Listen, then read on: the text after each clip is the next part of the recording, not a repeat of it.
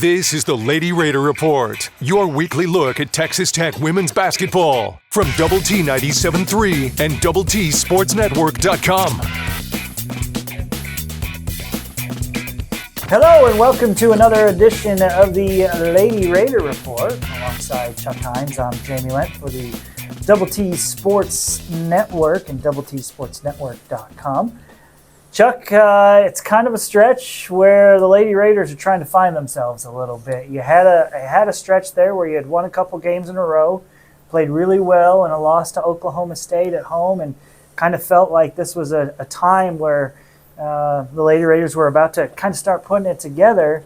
But then this past week, offensively, just not a great week. Yeah, I think you've found yourself defensively. I mean, I think defensively you're a pretty good basketball team, but the problem is that you got to score points, and they have struggled to score points, struggled to make baskets. I mean, you're making about 21 a game in Big 12 play, and you know when you need to score 70 a game, generally speaking, to win in the Big 12, and even times when you only had to score 60, you just have not been able to do it. And so why is that? I think that's the big question, because I think the biggest problem too has been you've missed a number of open shots.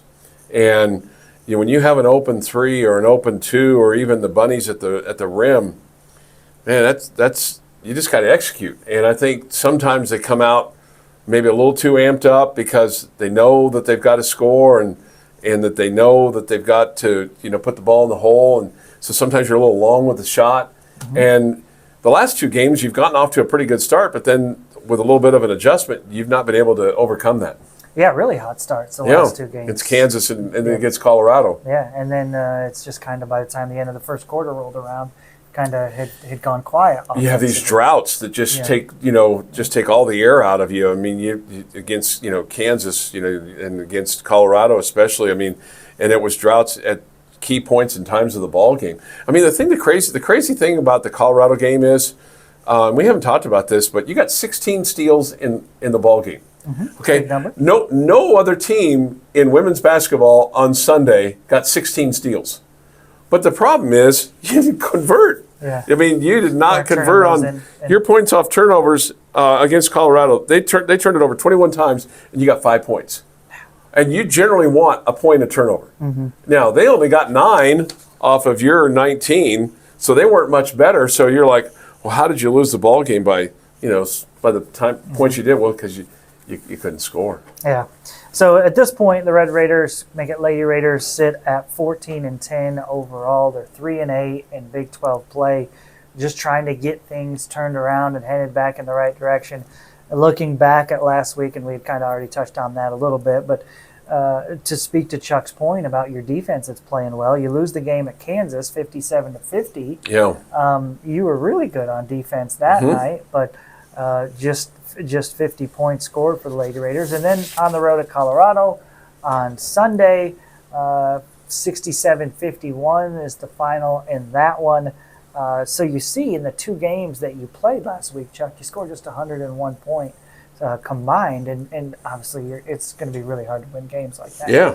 And the thing that's crazy about the KU game is you got 16 points off of their 20 turnovers. Okay, that's not bad. You got 11 points off of your 10 rebounds, but you go 7 of 29 from beyond the arc and 7 of 13 from the free throw line. So you had chances to help yourself out, and you weren't able to do it. And then, against Colorado, you had 13 second chance points off of 11 offensive. So you had had a really good number there, but.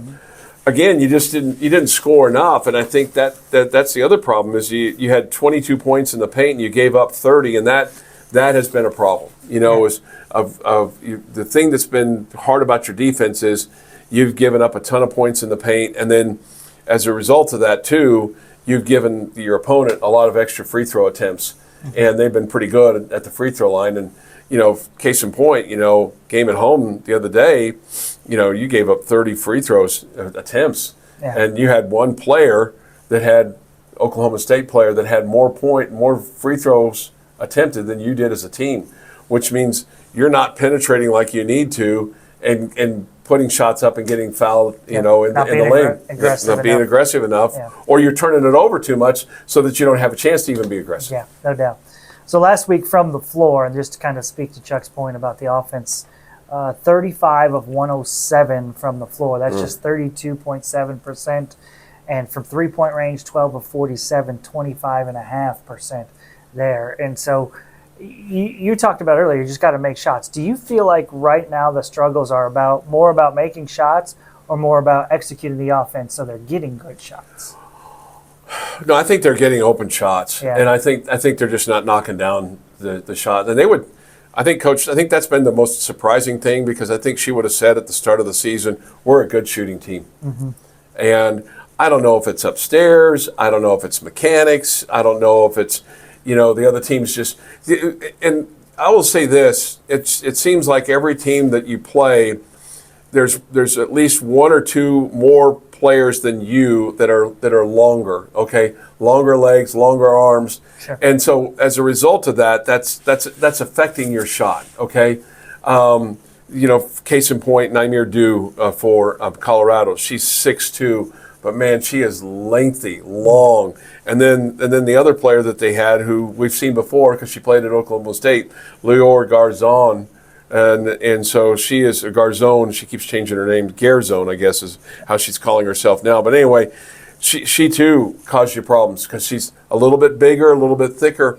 And then the other thing that's been just a bit of a challenge is there have been some times, like Sarah Sanogo the other day against Colorado, a couple times ball's right there for her, and she's either surprised by it or isn't realize it's coming, and so doesn't catch it cleanly, so you don't get a good shot, or you turn it over. And it's truly the little things, because if you whittle this thing down, and you look at like Colorado at home, they may average making 27 field goals a game. Okay? Lady Raiders averaging 20 made field goals a game. So close the gap, right? Mm-hmm. Can you play a little bit better defense? Can you play a little bit better offense? So they made 25 field goals in the game. Okay, so a little bit better. So you were a little bit better, right? On defense. On defense, but you couldn't overcome that on offense. And so we're talking, 2 or 3 made shots every ball game, and then, and finally you had a game on Saturday where they had your opponent had more fouls than you did, which is a rarity, because generally speaking, you've been giving up more fouls than your opponent. So in these situations, when your offense is struggling, I feel like that's a time when you rely heavily on your veterans, right? On your leaders, right? And so do you feel like the Bailey Maupin, the Jazz Shavers, who have been a little bit inconsistent this year, where I like to say that I feel like the studs of any team, the great players on every team, they give the rest of the girls confidence, whereas like, okay, well, she's hitting shots, I can do the same. And, okay, we have a lead. I don't feel like every shot I make is going to win us or lose us the basketball game. So it allows everybody to play more relaxed. Do you feel like the inconsistency that we've seen from those two has kind of trickled down with the confidence of the team? Maybe. I think this goes back to the very beginning of the season, too, because you weren't able to put away some opponents that I felt like you should have been able to put away, okay? And I think you've got Maupin having to do some things like running the show that they didn't really intend on her to have to run the show, because you thought that Danae Fritz was going to be more of that role. And Fritz, you're seeing score more. Sure. And so I think the inconsistency maybe has come more from Jazz Shavers a little bit more than Maupin, even though Maupin's been up and down from a point standpoint. And Jazz has led you in scoring, but the problem is, like the other night, she was 6 of 20 and 1 of 7, and she led you in points scored 16. But there were some open threes where she was just a little bit off, or you could see the angle of the shot, or it rims out. I mean, I can't tell you how many times we've seen a ball go halfway down the net and then rim out. And I know all this sounds like an excuse. I know it, but it is what it is. And so it's the offense, I think, that just if you could average 5 more points a ball game. I'm not saying that you're going to be competitive with West Virginia and TCU and K-State when they had Aoka Lee, but these games like against Kansas and Oklahoma State and Colorado and Arizona State, you win 3 of those games. Sure. We're talking about completely different feeling in terms of how you're feeling about about your team right now. And the frustrating thing is, while those were primarily double-digit or high single-digit losses, those are games that you felt like you really had opportunities to win. Had a chance, no doubt. Yeah. Well, you can't do anything about that now, but you can, moving forward, Lady Raiders Sure. get 2 more chances this week, and neither one of them are easy. No. You're going to host Utah on Wednesday at 6, and then play on the road at TCU on Saturday at 4. So, we talk so much about how good the Big 12 conference is and men's basketball, Chuck, but you can see there's a lot of depth on the women's side. Absolutely. I mean, and Sedona Prince for TCU is just, she's a woman. Playing Great sometimes player, against players, you're going to go, okay, how do you compete against that? Yeah. And West Virginia is so tenacious with their defense and their scoring. They're a ranked team now. They're going to go to the and in Colorado, the latest bracketology from Charlie Krim, they were like among the first four out. So they've got a chance. They got a chance. And that win for them helps them, potentially build their resume to be a tournament team just in terms of Big 12 wins. So, yeah, so you got a tough week this week, then you're off on Wednesday, and then you come back and you play a Saturday home game. So I think the bye could have come earlier for this team. Didn't come at the right time. And look, here's the other thing that's been, and again, nobody wants to hear these excuses. Nobody wants, but it has also been a very tough travel for this team. When you think about getting stuck in Manhattan for 5 days, and you having to leave early to go to Houston, and then coming back from Kansas, they had to land in Clovis, New Mexico, and bus home, and you get home at 3 o'clock in the morning, and you got a game on Saturday, and then we had just probably the worst flight anybody's ever been on coming home from Boulder the other night, where you're in turbulence for 45 minutes, and you're wondering if you're going to get on the ground. Oh, man. And you get on the ground, and you're on the ground in Colorado Springs. You're 70 miles away from Boulder because they couldn't fill the plane up full with gas because of the mountains and the winds, and you experience wind shear. And you're every person on that plane gets off and goes, "Thank God we got on the ground." Yeah. And then you're just you get home and you're just kind of sitting there going, "I'm going to have a glass of milk and a cookie," because that's what I did. And you're just grateful to be home, right? Yeah, sure. So again, all that sounds like excuses and stuff like that. At the end of the day, you got to play better, and your players that you have invested in, you need them to say, okay, we can't worry about these 10 games that have already taken place. We got to worry about the next 6, next 8. And see what we can make a little lemonade out of this lemon here and put ourselves in a position where we can not be the 16 seed going into the Big 12 tournament. Yeah, and I feel like that's where veteran leadership in the court really comes into play. But I don't think this team's given up.